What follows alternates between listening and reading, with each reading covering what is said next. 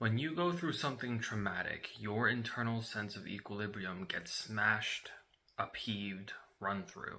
Your identity and your life can fall apart. Your life, which might have felt steady and safe, now feels dangerous and unpredictable. When you're an adult, you have more resources at hand.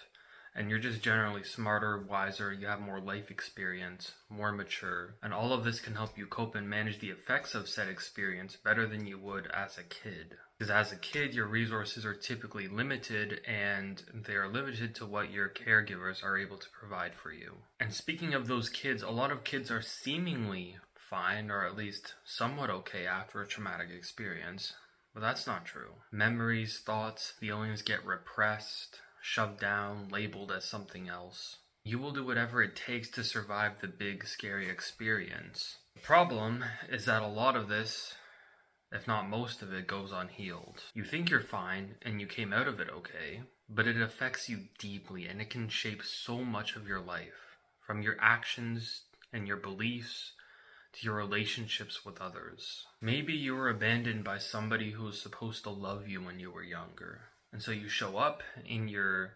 relationships, anxious, avoidant sometimes, just feeling like you're walking on eggshells, always trying to be 100% the perfect partner so that your significant other doesn't leave you.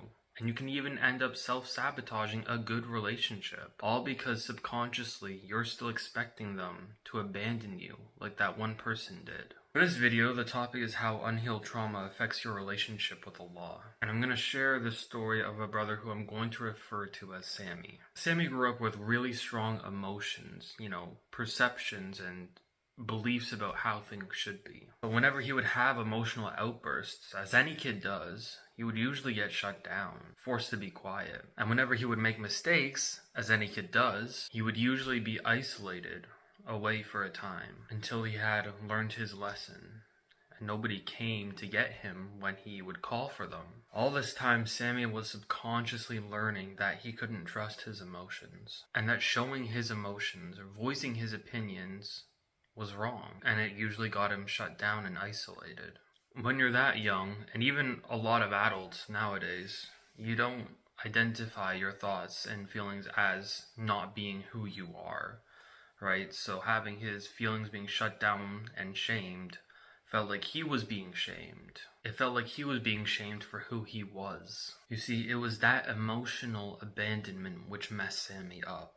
And when he desperately needed emotional management to be modeled for him, to have emotional connection, to show him how to have emotional connection with someone else, he got nothing. And this was when he was a teenager, which was when it was so crucial, so important.